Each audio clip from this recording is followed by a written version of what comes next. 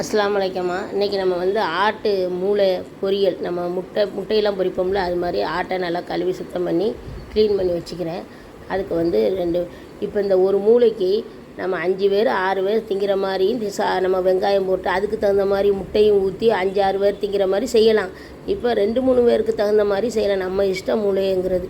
மூளை மட்டும் இந்த ஒரு மூளை வைக்கிறேன். இந்த முட்டையில் ஒரு 5 பேர் சாப்பிட்லாம். இப்போ வந்து இதில் பெரிய வெங்காயத்தில் 1.5 வெங்காயம் நான் வெட்டி போட்டிக்கிறேன். ஒரு பாதி பச்சை மிளகா, இதுக்கு 2 முட்டை. இங்கே இருங்க மஞ்சத்தூள், இப்போ பாருங்கள் மஞ்சத்தூள் கொஞ்சம்,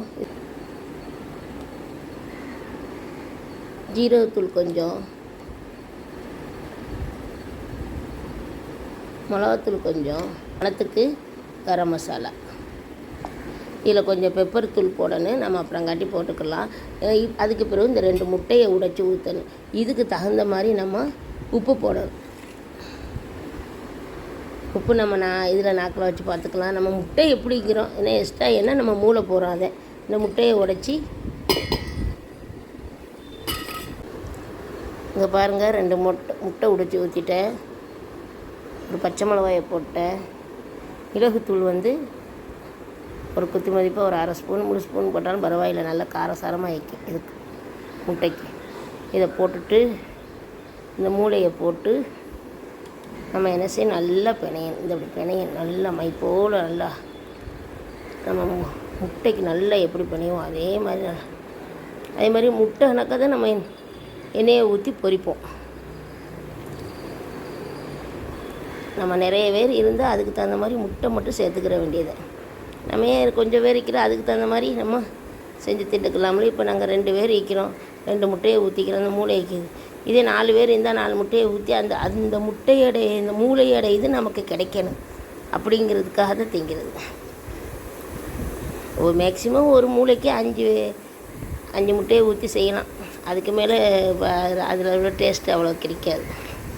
நல்லா பிணைஞ்சி நான் பொரிக்கும் போது உங்களுக்கு காட்டுறேன். இதுதான் இதுக்குள்ளே மூளைக்குள்ளே இது ஆட்டு மூளை பொரியல். நம்ம முட்டை பொரிச்சு திங்கிறோம்ல, சாதா முட்டை பொரிச்சு திங்கிறோம்ல, அதே மாதிரி தான் இதுவும் இருக்கு.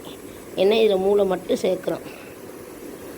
நல்ல மாப்பிள்ளை முட்டை, கல்யாணக்கார வீட்டுக்கு மாப்பிள்ளை முட்டை பொரிப்பாகல அந்த மணக்கும் திங்கும்போது ரொம்ப டேஸ்ட்டாகி. நீங்கள் குழந்தைகளுக்கு செஞ்சு கொடுங்கம்மா. லைக் போடுங்க, சப்ஸ்கிரைப் பண்ணுங்க. இப்போ பாருங்கம்மா, அடுப்பை பற்றி தோசைட்டியை வச்சு இந்த முட்டை பொரிக்கிற அளவுக்கு நான் கொஞ்சம் எண்ணெய் கூட ஊற்றி கட்டியாக தான் இருக்கேன். இப்போ நம்ம இப்படி வறுத்தி விட்டுக்கிறணும். நம்ம எப்பப்போ தேவையோ இப்படி தான் இருக்குது. எப்பப்போ தேவையோ அப்போ பொரிச்சிக்கலாம். ரொம்ப அவசரப்படக்கூடாது. கொஞ்சம் சிறு அடுப்பில் போட்டு ஒரு 2 நிமிஷம் நல்லா வேவட்டும். இப்போ பாருங்கள், இப்படி பொரிஞ்சிக்கிட்டிக்குது. நம்மளாம் நவட்டி விட்டா இது நவல்றாப்பில் வைக்குதான்னு பார்க்கணும். அப்படி இருந்தால் இதை நம்ம எண்ணெய் கொஞ்சம் கூடத்தான் இருக்கணும் இதுக்கு. ஏன்னா இதை வந்து நம்ம முட்டைண்டா கொஞ்சம் இதாகிடும். இது மூளைங்கிறதுனால கொஞ்சம் எண்ணெய் கூட ஊற்றி தான் பொரிக்கணும். அதுக்காக எண்ணெய் கூட அடுத்த சட்டி நம்ம முட்டை ஊற்றும் போது கொஞ்சம் கம்மியாக ஊற்றிக்கிற வேண்டியது. இந்த எண்ணெயிலேயே இன்னும் கொஞ்சம் எண்ணெயை ஊற்றிக்கிட்டு இல்லைன்னா இந்த எண்ணெயிலேயே நீங்கள் பொரிக்கிறனாலும் பொரிச்சிக்கலாம்.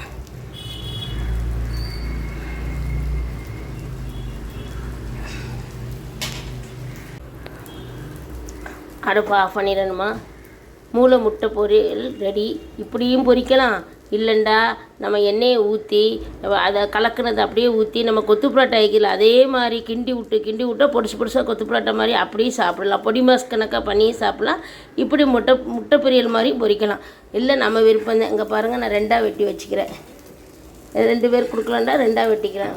ரொம்பவும் நம்ம இருந்தக்கூடாதுல்ல சாப்பிட. ரெடி. நீங்களும் வீட்டில் செஞ்சு கொடுங்க. நான் என்னென்ன பொருள் போட்டேன்னு நல்லா பார்த்து செஞ்சு கொடுங்கம்மா. லைக் போடுங்க, சப்ஸ்கிரைப் பண்ணுங்கள். ஐசத்துமாவுக்கு ஆதரவு தாங்க. அஸ்ஸலாமு அலைக்கும்.